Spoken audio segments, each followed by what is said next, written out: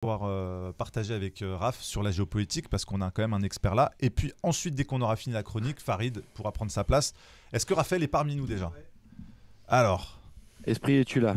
Oui, je suis là. voilà, salut Esprit, es-tu Raph. là? Oui, je suis là. Merci de nous avoir attendus patiemment.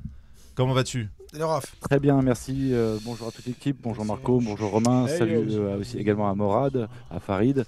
Morad que j'avais eu l'occasion d'interviewer pour Nexus il y a quelques années. C'est vrai. Et ça rejoint la question de Alliance Populaire qui disait mais Morad n'a-t-il jamais été inquiété par les services? Et je me rappelle qu'à l'époque, il y avait eu à l'époque où je t'avais interviewé, Morad, il y avait eu un problème dans ton hall d'immeuble. Est-ce que tu peux raconter brièvement en 2 mots? Non, mais une tentative d'intimidation où ils avaient aussi tenté de casser la porte de mon appartement. Et à ceux qui prétendent que les services secrets français, en tout cas, je parle principalement de la DGSI, m'ont fait quand même, entre guillemets, j'ai eu deux tentatives d'agression. J'ai dû me battre physiquement face à des inconnus. Et une tentative d'assassinat, puisque j'ai été hospitalisé plus de 10 jours avec 50% de lésions pulmonaires par un spray qui était l'équivalent du Covid. C'est pour ça que j'étais en unité Covid, Marc en est témoin d'ailleurs, Je suis venu à l'hôpital franco-britannique. apporter du soutien. Et j'en porte encore un peu quelques séquelles à ce jour, puisque avant de venir ici, j'étais à l'hôpital où je devais faire un scan thoracique, parce que j'ai perdu à peu près 30% de mes capacités de respiration. Donc voilà, je paye le prix cher, et je tenais à te remercier parce qu'à l'époque, c'était pas évident de venir m'interviewer, de me donner la parole, et tu as été parmi ces gens, et je garde pour toi un infini respect et une grande amitié. C'est réciproque, Morad. Et j'en profite pour souligner à quel point c'était important. Tu as dit beaucoup de choses importantes ce soir, Morad. Mais ici, il y a bien une chose qui me touche particulièrement, c'est quand tu as parlé de la fraternité dans les loges qui était supérieure à la fraternité des citoyens. Et or, les francs-maçons reconnaissent sans phare, ils ont du mal à reconnaître leur rôle dans la Révolution française, mais ils reconnaissent sans phare leur rôle dans la construction de la République française. Tout le monde connaît la devise liberté, égalité, fraternité. Donc ils nous disent entre nous qu'on devrait être frères, mais eux-mêmes s'arrogent une fraternité qui est supérieure à la fraternité des citoyens, et ça pose quand même un grave problème. Toutes les comme tu l'as dit tout à fraternités ne l'heure. se valent pas, effectivement. Exactement. En tout cas, à nos yeux, si. Mais pour pas perdre trop de temps, parce que je pense qu'il va y avoir beaucoup Oui, il y a d'échanges beaucoup avec de le plateau. sujets à voir, par et rapport les au gens sujet me que demandent, tu as- il y a Gagnan notamment qui nous Oui. demande, on doit parler avec Exactement, de On parlera avant de finir. Candace, avant parce de qu'on finir devait ça. parler de Candace bien avant, Et et ben, on c'est vrai finira que notre cette- programme a été, voilà, on est allé sur, il y a eu beaucoup d'invités, mais on parlera finira de cette Candace émission, juste après. on essaiera de ne pas finir trop tard. En On tout va cas, parler on aussi finira du sur faux Candace. Brad Pitt et du traitement de l'information autour de ça. Je pense qu'on peut le laisser pour la semaine prochaine. non, Brad non, Pitt. faux là. En tout cas, je préfère parler de Candace si on n'a pas beaucoup de temps, mais on va d'abord. On aura le temps. lui, il est passionné par cette affaire. Non, pas On du va tout, commencer. mais il faut parler des arnaques autour de ça là. C'est le gros sujet qui n'a pas été mis sur le tapis. Bah, Vas-y, du Raphaël. coup, au niveau géopolitique, Raphaël, Alors, avant de parler de géopolitique, je vais juste faire 2 petits mots sur l'actualité, la mienne et puis celle de certains amis. J'anime une émission dimanche soir sur ma nouvelle chaîne, parce que vous saviez que j'avais monté un média qui s'appelait Le Cercle des Volontaires, mais il a été tellement censuré, il existe toujours, mais tellement shadowbanné que j'ai dû monter une nouvelle chaîne, un nouveau média qui s'appelle La Chaîne Citoyenne. Et donc dimanche soir, on fera une émission pour annoncer l'événement de Vierzon du 1er février. À On y Vierzon, sera, donc D'ailleurs, tu y les seras, Romain. rencontres citoyennes internationales de Vierzon qui vont notamment parler des effets secondaires, des effets indésirables, des vaccins anti-Covid, vous l'avez bien compris. J'espère qu'on ne va pas être censuré à cause des mots-clés que je viens de t'inquiète. prononcer. Et donc voilà, on fera une émission avec 3 invités, notamment un avocat, une victime des effets secondaires et une des organisatrices Ah, c'est de cette journée que Nexus va couvrir d'ailleurs. En plus, Romain, c'est une je bonne crois que idée tu vas descendre. de Faut, faire ça. faut dire, Raphaël, en fait, surtout le gros truc avec ça, et sur lequel faut communiquer, c'est que c'est une des premières fois où il y aura, je crois qu'ils avaient déjà fait ça l'année dernière, mais où il y aura tous les collectifs de victimes. Pendant longtemps, dans le journalisme, on devait dire les victimes supposées de la vaccination. Ça y est, c'est parce plus que supposé, c'est- là. Voilà, maintenant, c'est même plus Ça y est, supposé. c'est plus supposé. Les gens ont les papiers et viendront avec les collectifs de victimes. Il y a de plus en plus de maladies dont le lien est avéré entre la vaccination Covid et certaines pathologies. Même la maladie de Charcot, ils les affirment. Ils nous ont affirmé hors micro qu'ils avaient la reconnaissance de la pharmacovigilance. Et voilà, il faut qu'ils le montrent. Pour l'instant, ils ne veulent pas Exactement. donner les papiers. Je vous avoue que je comprends pas pourquoi. Et j'espère, il y a des trucs juridiques polémiques en cours, parce que notamment avec l'article de France Bleu qui a été retiré. Mais voilà, il y aura, c'est un des moments où il y aura tous ces représentants de victimes qui pourront être là au même moment. Alors Ok. j'ai oublié, je vous ai tous salués, j'ai oublié de dire bonjour aux internautes, je suis vraiment un mufle, donc bonjour à tous les internautes également. Et alors l'autre actualité que je voulais signaler, c'est mes amis John et Caro, Jonathan Attias et Caroline Oui. Pérez de De la désobéissance fertile, Ouais. qui seront en procès à Limoges le 28 février, parce qu'ils défendent également l'IEF, l'instruction en famille, vous savez, qui a été mise à mal récemment, et donc ils sont victimes d'un procès, et donc tous ceux qui peuvent les soutenir, je vous appelle à les soutenir Bien vu. d'une manière ou d'une autre. Super. Voilà pour l'actualité. Et donc pour revenir à l'émission dont je parlais juste avant, ce sera dimanche à 19h, ce dimanche, Sur la chaîne citoyenne. sur la chaîne citoyenne et sur le cercle des volontaires, sur les deux Super. médias. Ok. Voilà. Donc alors l'actualité qui est très chargée Yes. malheureusement, parce que comme on dit, comme certains le disent, le temps s'accélère et on le voit quand on suit la géopolitique, c'est très dur de suivre parce qu'il se passe beaucoup de choses. Je ne vais pas vous parler de ce qui se passe en Corée du Sud et pourtant il s'en passe des choses là-bas. Je ne vais pas vous parler de ce qui se passe au Venezuela et pourtant il s'en passe des choses là-bas parce qu'on n'a pas le temps. En 20-25 minutes, je vais faire de mon mieux pour tenir les délais. Donc ce que je vous propose, c'est de regarder peut-être un premier zapping Alors, qui c'est concerne lequel 3 sujets. Donc le cessez-le-feu qui vient d'être annoncé cette semaine entre le Hamas et Israël. Et puis cet incident, bon, qui n'est pas très, très grave, mais qui quand même dénote des tensions internationales entre donc, un avion français qui a été pris, on va dire, la cible d'un radar russe. En mer Baltique, c'est quand même un fait notable. Et puis enfin, dans ce zapping, on parlera également du Liban, puisqu'il y a un nouveau président. Ça faisait longtemps qu'il n'avait pas eu de président et de Premier ministre, on va dire, effectif et non pas de transition. Et donc, voilà, on va parler de... Il y avait aujourd'hui Emmanuel Macron et Guterres, le secrétaire général de l'ONU, qui étaient présents au Liban et qui ont... Macron a fait des déclarations et donc il y a des extraits de sa déclaration dans le zapping. Donc voilà, Ok. si on peut lancer le zapping. Je lance le zapping et on revient en plateau juste après. Tac. Un accord abouti entre Israël et le Hamas. 33 otages israéliens devraient être libérés contre 1 millier de Palestiniens. Nous suivons les réactions en direct, les scènes de joie de part et d'autre. Ce qu'on apprend ce soir, peut-être récapitulons pour ceux qui nous rejoignent maintenant, c'est la dimension historique, en tout cas telle que le président Biden la présente. Un plan non seulement pour la libération des 33 otages israéliens, pour 1 millier de Palestiniens, mais aussi un retrait partiel de Gaza, mais aussi une sorte de recomposition de tout l'Orient. Il a parlé de l'Iran, il a parlé du Liban, et puis ces phases, n'est-ce pas? Pourquoi cette sorte de prudence que semble se manifester dans ces phases, c'est-à-dire une phase 1, les 33 otages contre les prisonniers palestiniens, puis la phase 2, puis une phase 3 seulement ensuite dans l'échange des corps des otages contre les prisonniers et la reconstruction et la réouverture de Gaza.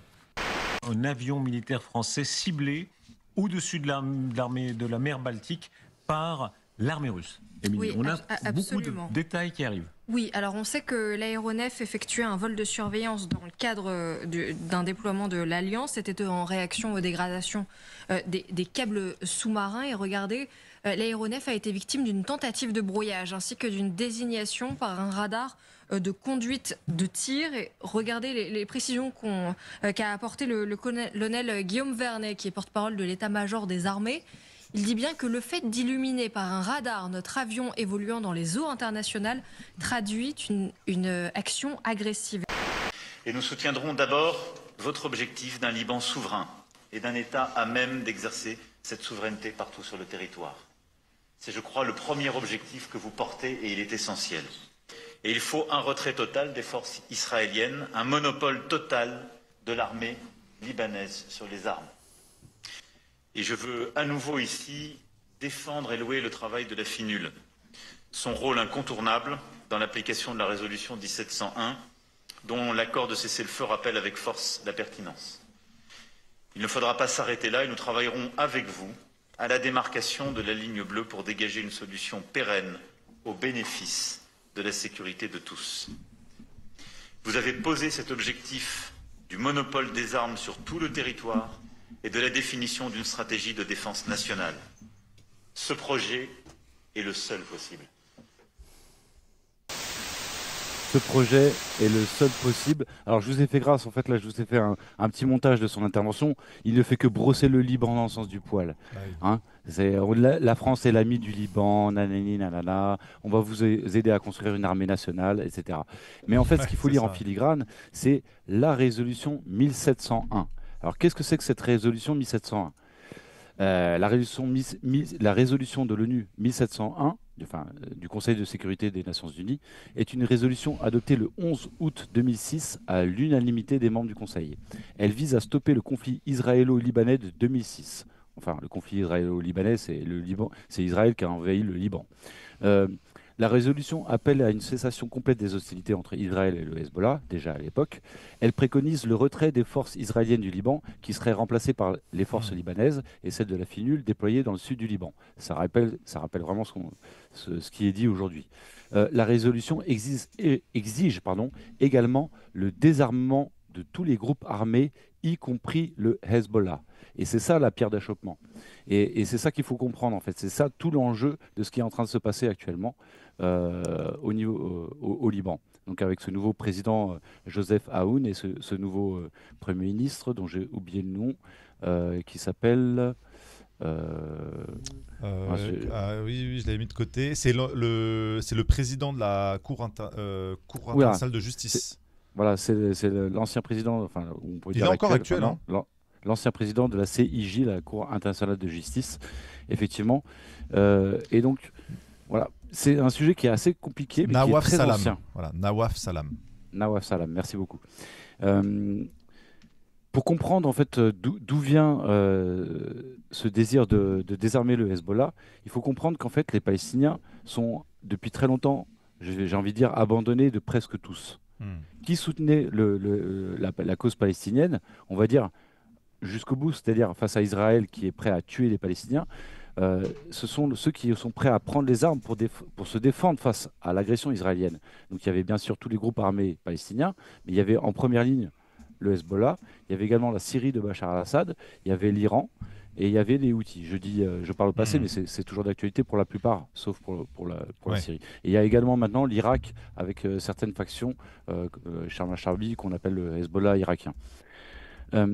Et on voit bien que dans la séquence récente des quelques années qui ont précédé, mais surtout les quelques mois, que cet axe de la résistance a été vraiment mis à mal. Et pour comprendre que c'est un projet de longue date, on pourrait rappeler, d'ailleurs Trump a relayé une vidéo d'un certain Jeffrey,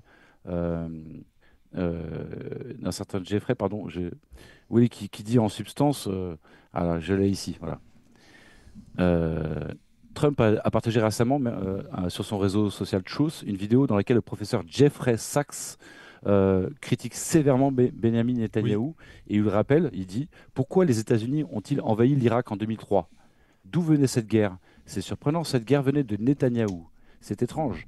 Netanyahou avait une théorie depuis 1995 selon laquelle la seule façon de se débarrasser du Hamas et du Hezbollah était de faire tomber les gouvernements qui les soutiennent, l'Irak, la Syrie et l'Iran. » Voilà, donc ça c'est quelque chose qu'il faut vraiment... On y est en plein dedans. Là, exactement. Et dans cette vidéo d'ailleurs, parce qu'on est dans une émission où on essaie de rire, Jeffrey Sachs, qui est un professeur à l'université de Columbia, émérite, traite Netanyahou de... Je ne vais pas le dire en français, il le traite de son of a bitch, mais vous aurez tous compris ce que ça veut dire. Pas de traduction. Voilà. Donc pour revenir un petit peu au sujet, je vous propose d'écouter, c'est un peu long.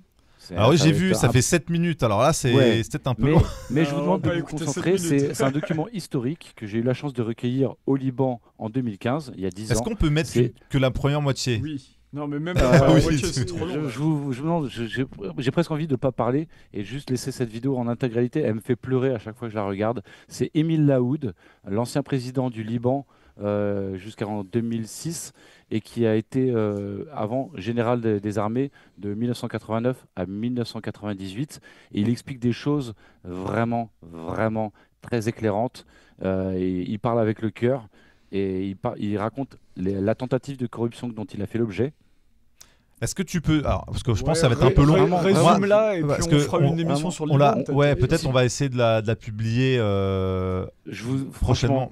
Je ne veux pas faire un bras de fer avec toi, mon frère, mais On si est dans peut une apporter négociation un tout en petit peu live. d'intelligence pour s'élever. Dites-nous dans le chat, Vraiment, est-ce que vous voulez que je passe une vidéo de 7 Ouais, minutes bah, Moi, il n'y a pas de souci. C'est-à-dire, il faut que les gens soient OK. Parce que là, il y a quand même 7 minutes 13, exactement. Alors, c'est vrai que moi, je Non, mais confirme. jamais de la vie on met les 7 minutes 13.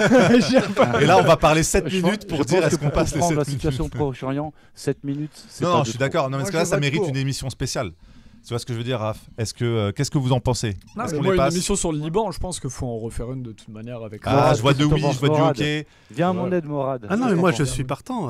Allez, il y a du oui. Il y a du oui. Beaucoup trop long, oui. Ouais. Allez, bien oui, sûr, bien vidéo. sûr, Allez, bien sûr. c'est parti. On va pas parler trop de temps. On la Ouais. met. Alors, on va penses mettre en Exclusif, accéléré. C'est quasiment inédit. Alors, je vais regarder. Je ne sais pas si je peux la mettre en accéléré sur QuickTime. Non, mais c'est vrai, je peux peut-être accélérer un tout on petit accélère. peu. On a créé une hype pour la vidéo en 2 secondes, tu vois.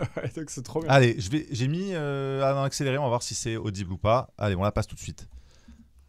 Longtemps intégré à l'Empire ottoman, puis administré par la France, le Liban et la Syrie sont des nations libres et souveraines depuis peu. Encore aujourd'hui, ces pays souffrent de nombreuses ingérences étrangères. J'ai pu rencontrer l'ancien président libanais Émile Laoud, qui nous raconte 2 événements qui l'ont marqué lorsqu'il était au pouvoir, 2 événements pour lesquels son intégrité et son sens de l'unité nationale ont été mis à l'épreuve. Parce que quand j'ai été nommé commandant en chef de l'armée, ça faisait 1 semaine que j'étais nommé, et les Saoudiens, les Syriens, personne ne me connaissait. Moi, je travaillais dans l'armée et je n'avais pas chrétien, musulman, etc. J'avais le sens national et le Liban. Alors, quand j'ai été nommé, il me convoque le président, à ce moment-là, c'était Raoui, et je trouve chez lui notre ex-chef du 2e bureau, Johnny Abdo, qui était chez lui, et qui était à ce moment-là encore ambassadeur en France. Et il me dit, du Liban en France, il me dit, il ouvre une valise où il y avait cash, $1 demi-million, et il me dit carrément, ça c'est pour le commandant en chef, chaque mois on vous l'envoie. C'est Cheikh Rafi El Hariri qui a été gentil avec nous, qui depuis 82, depuis l'occupation d'Israël du Liban, il nous cherche $1 demi-million pour le commandant en chef. Alors, tout bonnement, moi je lui dis, mais pourquoi vous ne le donnez pas au Conseil des ministres et ils le mettront dans l'argent qui vient de l'État à l'armée. Il m'a dit, mais on doit être intelligent. Comment vous allez gagner les officiers maintenant qui sont de l'autre côté? Parce que j'étais d'un côté, il faut les acheter. Alors je lui ai dit, moi je suis arrivé pour faire une armée nationale, pour faire face à ceux qui veulent prendre nos droits comme Israël. Et vous voulez que j'achète les officiers? L'officier que j'achète ne pourra jamais faire face à Israël. Alors, je me mets debout. Alors, à ce moment-là, le président de la République lui dit, mais je t'ai dit, le général est fou. C'est moi qui prends l'argent. Et il prenait $1 demi-million chaque mois. Et ici, je vais vous raconter une histoire en 93. En 93, Hariri, après un incident qui s'est survenu au sud, et les Israéliens, pendant 1 semaine, tapaient le Liban. Et on l'a appelé les Israéliens Tasfit l'Ihsab. On va faire les calculs entre le Liban et Israël. Alors, après 1 semaine, Hariri me convoque, je viens chez lui. Il me dit, je viens de la Syrie. Et le ministre des Affaires étrangères syrien, Khaddam, qui à ce moment-là, Hafez al-Assad, qui était un peu malade, lui avait donné comment faire les relations entre le Liban et la Syrie. Il m'a dit qu'on va finir avec ces, on les appelait terroristes, les Alors, et j'ai pris l'aval de Rali, le chef du UN, à ce moment-là le secrétaire général du UN, et en même temps l'aval du gouvernement libanais. Ils vont prendre et ils vous enverront écrit l'ordre. Il faut partir au sud. Et je me rappelle très bien, vous allez finir avec ces gens qui s'appellent résistance, avec des lance-flammes, vous allez les brûler. Alors je dis, arrête. Et ça, je l'ai dit depuis des années, mais il n'y a pas de médias. Personne ne veut attendre. Alors, je lui ai dit, regardez, monsieur le Premier ministre, ça fait 6 mois que tu es Premier ministre. Moi, je viens d'une famille militaire et en même temps politique depuis des années. Tu sais ce que tu me demandes maintenant? Il m'a dit quoi? Je lui ai dit, ça fait 3 ans qu'on est en train de donner des leçons aux soldats d'être nationaux. Et ils sont devenus nationaux. Et ils sont prêts à faire la guerre à Israël. Vous voulez qu'ils tapent leurs propres citoyens qui veulent rentrer dans leur village parce que les Israéliens, à ce moment-là, occupaient leur village? Alors, il me dit, regarde, c'est un ordre qu'on a fait beaucoup pour arriver là, et les Nations Unies ont accepté, et en même temps que les Syriens veulent, et nous, on va prendre une décision au Conseil de la défense supérieure demain matin, et si toi tu le fais, tu deviens président en 95, parce qu'avec l'argent, il n'a pas pu se doyer, en 95, tu deviens président, et à ce moment-là, il n'y aura plus de tracas d'histoire au Liban, tu gouverneras comme tu veux. Je lui ai dit, regarde, je ne pense pas à la présidence, je pense au Liban. Si vous donnez cet ordre, moi je quitte l'armée. Vous allez trouver un autre commandant-chef. Vous dites, il y aura un autre, et on va prendre l'ordre. Je dis, très bien. Le soir à minuit, je me rappelle, il téléphone, Hariri, je me réveille, il me dit, demain vous venez au conseil, Haut Conseil de la défense libanaise, parce que le commandant-chef doit venir quand il y a une convocation. Je dis non, parce que moi je ne veux pas faire. Et quand vous aurez la résolution, moi je quitte l'armée, vous cherchez un autre commandant-chef. Alors, il m'a dit, très bien, peut-être vous ne m'avez pas bien compris. Il avait cru que j'avais peur, comme tous croyaient au Liban, que ou c'est l'argent ou c'est la peur. Alors, je lui ai dit, je ne veux pas parler avec lui, parce que je veux pas partir. Il m'a dit, il va te dire que le commandant en chef de l'UNIFIL sera chez toi à 8h du matin pour marcher devant toi, et toi, tu n'es pas responsable. Je lui ai dit, tu ne me comprends pas, monsieur Hariri. Moi, je ne vais pas parce que c'est contre ma conscience. Comment je peux tuer des Libanais qui veulent retourner dans leur village? Je ne veux pas le faire. Bonsoir, et je ferme le téléphone. Grosse interview, en tout cas, effectivement. Et c'est passé en accéléré. On a gagné quelques minutes. Ah, tu l'as accéléré? C'est en accéléré. Ah, C'était bien vu, merci Marco. Mais non, effectivement, on voit aussi ces coulisses, ces dessous de table proposés, ces pressions. Et c'était il n'y a pas si longtemps que ça. Et c'est un personnage de premier plan, Émile Laoud. Hein. Ça vaut toujours son pesant en cacahuètes, les coulisses des politiques. Je rappelle qu'Émile Laoud était président au moment où Rafik Hariri a été assassiné en 2005 et qu'il a été accusé de cela. Et en fait, c'était évidemment pas lui, Émile Laoud. Mais voilà, on voit qu'en fait, on ne peut pas comprendre la déstabilisation actuelle du Moyen-Orient, la chute de Bachar al-Assad, ce qu'on a appelé le printemps arabe, et avec donc du coup ce qu'on appelait la révolution syrienne avec des guillemets en 2011. Tout ça, c'était dans le but d'affaiblir la résistance pro-palestinienne, tout simplement.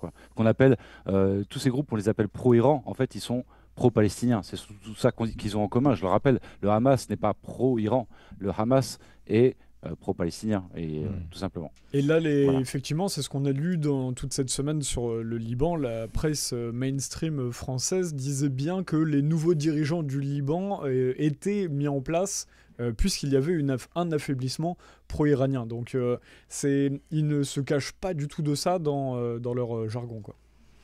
Voilà. Est-ce que Morad, toi, tu veux rebondir sur ça? Parce que toi, tu te connais bien sur cette région-là. Très rapidement, concernant Hariri et son décès, c'est-à-dire qu'un missile sur son véhicule blindé et qui possédait des brouilleurs très perfectionnés, il n'y avait que 2 États qui avaient les clés de ces brouilleurs, c'est Israël et l'Allemagne. Donc difficile d'accuser quelqu'un d'autre. Voilà. Mais ils ne sont jamais allés jusque-là dans le cadre de la commission. Deuxièmement, il y a aussi un autre volet qui concerne le Liban, c'est moi ce que j'appelle la géopolitique des matières premières. Ouais. Donc c'est ou l'eau, ou le gaz, ou le pétrole. Le malheur des Libanais, c'est qu'ils sont assis sur un tas d'or, et pas n'importe quoi, parce que je crois que c'est 25 milliards de pieds de mètres cubes de gaz, et c'est 800 millions de barils de pétrole. C'est-à-dire que avant on l'appelait la Suisse du Moyen-Orient en raison de son ouverture, sa richesse culturelle, banques, etc. Les banques, et surtout son ouverture. On trouvait toute la presse internationale à Beyrouth. Et demain elle pourrait devenir vraiment la Suisse du Moyen-Orient pour le coup en raison. Et donc il faut comprendre que pour Israël dans la région, comme ils ont pris le Golan récemment, c'est aussi au motif de l'eau. Il faut savoir qu'aujourd'hui, Israël détient 40% des réserves en eau de la Syrie et 30% de la Jordanie. Donc on oublie tout le temps de rappeler ce qui sous-tend. On nous dit à la télé le terrorisme, les otages et tout ça. La réalité, elle est parfois tout autre. C'est vrai. C'est vrai qu'Israël a en profité du chaos en Syrie pour, au-delà du Golan, occuper des zones qui sont aquifères, c'est-à-dire qui sont des endroits où il y a de l'eau. Et effectivement, c'est un des enjeux. Tu as parlé du gaz, Morad. Effectivement, il y a des réserves de gaz au large de Gaza et au large du Liban. Israël a essayé d'empiéter empiète bien sûr sur Gaza, mais a essayé d'empiéter sur les réserves du Liban. Et c'est non pas l'État libanais, mais c'est le Hezbollah qui a fait valoir le droit du Liban. Et c'est là tout le problème. C'est-à-dire qu'on dit, oui, il faut désarmer le Liban, mais sauf que... il faut désarmer le Hezbollah. Mais en fait, Mais il n'y a pas d'armée libanaise en face. Jusqu'à présent, non, pas vraiment. Et en fait, c'est le Hezbollah qui faisait le plus respecter la souveraineté du Liban. C'est bizarre à dire, mais c'est... J'ai été témoin, mon cher ami, mais témoin direct, je ne devrais pas le dire aussi, mais suite à un conflit entre Israël et le Liban, où Israël avait vraiment rasé, jusqu'à bombarder des centrales laitières, enfin bon bref, ça a été très loin, pilonner les bords de plage pour qu'ils ne puissent même pas reprendre une activité touristique. Et effectivement, pour le coup, j'ai été témoin, il y a énormément de pays à travers le monde qui ont envoyé de l'aide médicale à travers des médicaments qui arrivaient à Beyrouth. À cet endroit-là, qu'est-ce qui s'est passé? C'est que la corruption généralisée a fait que les médicaments étaient revendus beaucoup plus cher, et tout ce qui arrivait dans le sud, là où il y avait le Hezbollah, il y avait une réelle redistribution, pour le coup, et des médicaments, et ils avaient mis en place une structure qui permettait la reconstruction immobilière, parce que je fais un clin d'œil au pédophile Hicham Hamza d'Ipan qui me traite de sioniste. Salut, j'étais sur place et effectivement, il y avait des gens du Hezbollah. Donc les gens du Hezbollah, si j'étais un agent sioniste, ils m'auraient... je pense que... ils étaient sur place en train de reconstruire. Et j'ai été témoin qu'un dirigeant du Golfe a voulu intervenir suite à la dotation qu'il avait donnée. Et les gens du Hezbollah ont dit « Niet, c'est nous qui reconstruisons notre pays ». Et là-dessus, notre ami a entièrement raison, puisque en termes de bonne gestion, je ne veux pas rentrer dans les détails après militaires et autres, je parle en termes de bonne gestion. Le Hezbollah a construit des écoles, le Hezbollah a reconstruit des maisons. Le Hezbollah s'est assuré. C'est pas qu'une milice. Il y a tout un aspect social, il y a un aspect prise en charge santé, il y a des hôpitaux. Complètement. Et puis ils l'ont fait de manière, j'ai envie de dire, non électorale. C'était pas une carotte. C'était très éthique. Voilà. Ouais. Ils ont beaucoup d'éthique en fait. C'est pour ça qu'ils sont respectés. C'était pour favoriser aussi la population avant tout chiite. Il y a beaucoup de gens d'ailleurs au Liban, c'est un peu les secrets de Polichinelle, qui se font passer pour des chiites pour profiter aussi parce que ça favorisait leur communauté. Oui, mais moi j'ai vu des gens dans un pays qui n'a pas de sécurité sociale. J'ai vu dans un pays carrément en faillite où il manquait de tout. Hein, tu imagines Mayotte, mais au Liban. Bien sûr. J'ai vu la redistribution, en tout cas au niveau des médicaments. Ce qui arrivait à Beyrouth, c'était de la corruption. Les médicaments étaient revendus très cher. Ah oui. Et pour ce qui était de la gratuité, donnée à des amis ou à des familles bien particulières. Par contre, le Hezbollah n'était pas du tout dans cette logique où toute la population a pu bénéficier des médicaments qu'eux recevaient dans le sud. Et j'ai vu un milliardaire du Golfe qui avait donné 11 millions de dollars. Et quand il a voulu gérer la destination de cet argent, le Hezbollah s'est dit ou tu récupères tes 11 millions ou tu nous laisses faire. Et au final, comme il avait peur que ça soit rendu public, il a laissé l'argent. Et le Hezbollah a servi de cet argent pour reconstruire en l'occurrence des logements. Messieurs, on est sur quasiment la fin de l'émission, donc il faut qu'on fasse court. Cham qui nous demande le lien. Est-ce qu'on peut la trouver sur YouTube, ta vidéo de tout à l'heure? Génial cette vidéo. La vidéo de Raph. Elle est extraite de mon documentaire Voyage au pays de Bachar, disponible sur le Cercle des Volontaires. C'est un documentaire où j'ai pu interviewer notamment Naïm Kassem à l'époque, donc cher Naïm Kassem qui était le numéro 2 du Hezbollah à l'époque et qui est aujourd'hui numéro 1, puisque Nasrallah, paix à son âme, a été assassiné par Israël. Redonne le nom du documentaire. Voyage au pays de Bachar. Super. Tourné en 2015, juste après le début de l'intervention russe qui a eu lieu en septembre-octobre 2015, là où ils ont envoyé l'armada pour sauver en fait le gouvernement de Bachar, pour sauver le parti Baas, parce qu'à l'époque déjà les milices djihadistes terroristes étaient aux portes de Damas. Et donc ça c'était septembre-octobre. Moi j'y suis allé en début novembre et c'était pendant les attentats du Bataclan que j'étais là-bas. Nickel. Faut qu'on parle de Candace, on nous demande dans le chat. On va passer juste après avoir fini avec Raph. Une petite revue de presse très rapide. Je t'ai envoyé des articles par mail. Alors, je pense que... je vais juste les dire très, très rapidement, les faits. Et comme ça, en 1 minute, je vais essayer de faire un petit balayage. À noter, Raphaël, qu'il y a la vidéo sous-titrée de ce qu'on s'est dit tout à l'heure hors micro. Donc dès qu'on parle de Zuckerberg, on peut l'envoyer. Super. Alors concernant le reste, donc en Afrique, donc Le Monde, 14 janvier, un article qui dit « Au Mali, le groupe canadien Barrick Gold suspend ses opérations sur le site aurifère de Loulo-Gounkoto ». Donc citation de l'article, la compagnie canadienne Barrick Gold a annoncé le mardi 14 janvier suspendre ses opérations sur le site aurifère de Loulo-Gounkoto dans l'ouest du Mali, dans l'ouest du Mali, après la saisie des stocks d'or par la junte au pouvoir à Bamako.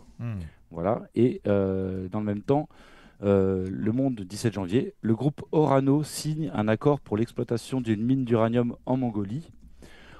Donc ça fait suite effectivement aussi à ce qui se passe en Afrique, puisqu'en octobre 2024, le groupe avait suspendu sa production d'uranium au Niger. Et le 20 décembre, Orano a annoncé qu'il engageait une procédure d'arbitrage international pour régler son contentieux avec le Niger. Voilà. On peut citer aussi Joe Biden, pour parler des États-Unis. Joe Biden, dans son discours d'adieu, a mis en garde contre l'avènement d'une oligarchie dans son discours d'adieu aux Américains, donc ça peut faire sourire. Et il parle du danger d'un complexe, non pas militaro-industriel, mais c'est presque ça. On dirait qu'il s'est pris pour Kennedy ou Eisenhower. Voilà. Et effectivement, il y a, face à Joe Rogan, donc les affirmations douteuses de Mark Zuckerberg, c'est peut-être le moment effectivement de lancer le. Forcément, ça peut être que douteux aux yeux du monde. Si tu veux mettre la petite vidéo que qui a reçu 5 millions de dollars de la fondation Bill et Melinda Gates entre 2014 et 2019. Tu veux mettre la petite vidéo que je t'ai envoyée, que j'ai sous-titré le passage où il parle justement de vidéo. Elle est où? Elle est dans tout ce que je t'ai envoyé, ouais. Elle est là. Nickel chrome. Voilà. Affligeant. I'm generally pretty pro rolling out vaccines. I think on balance the vaccines are more positive than negative, but I think that while they're trying to push that program, they also tried to censor anyone who is basically arguing against it. And they pushed us super hard to take down things that were true, right? I mean, they basically pushed us and said, anything that says that vaccines might have side effects, you basically need to take down. And I was just like, well, we're not going to do that. We're clearly not going to do that. I mean, that is kind of inarguably true. Who is they? Who's telling you to take down things that that talk about vaccine side effects? It was people in the Biden administration. I think it was I wasn't involved in those conversations directly, but I think it was. How difficult is that to not be involved in those conversations directly? Il faut aller voir cette interview énorme de Joe Rogan. Écoute, il retourne sa veste au dernier moment, avant que Trump arrive au pouvoir. On peut rappeler que le documentaire qu'on avait fait ensemble, Marco, que Nexus avait coproduit, effet secondaire, la phase cachée des vaccins, a été censuré en moins de 24 heures sur YouTube. Il aurait été censuré directement si on l'avait posté comme ça. En fait, comme on avait fait un live, ils ont mis 24 heures à le censurer parce que c'était un live et non pas une vidéo postée comme ça. Exactement. Et ça nous avait permis de faire 36 000 vues sur YouTube avant qu'ils le suppriment. Mais c'est vrai qu'on a été censuré sur Facebook et sur YouTube, alors que c'est en toute modestie, je pense. De toute façon, c'était un des deux seuls documentaires à l'époque, avec celui de Pierre Barnerias qui parlait des effets secondaires des vaccins anti-Covid. Donc je vous engage à aller voir. Il est toujours disponible sur Chromebunker et sur Odyssey. Sur les chaînes de Nexus. Et voilà, juste si je peux placer un dernier petit mot avant que vous m'éjectiez, en toute amitié. Siège éjectable. Abonnez-vous s'il vous plaît à la chaîne citoyenne, le nouveau média que je suis en train de lancer avec des camarades, la chaîne citoyenne. Voilà, on va essayer de faire encore mieux que le cercle des volontaires de l'époque. Voilà. C'est intéressant ce que tu gagnais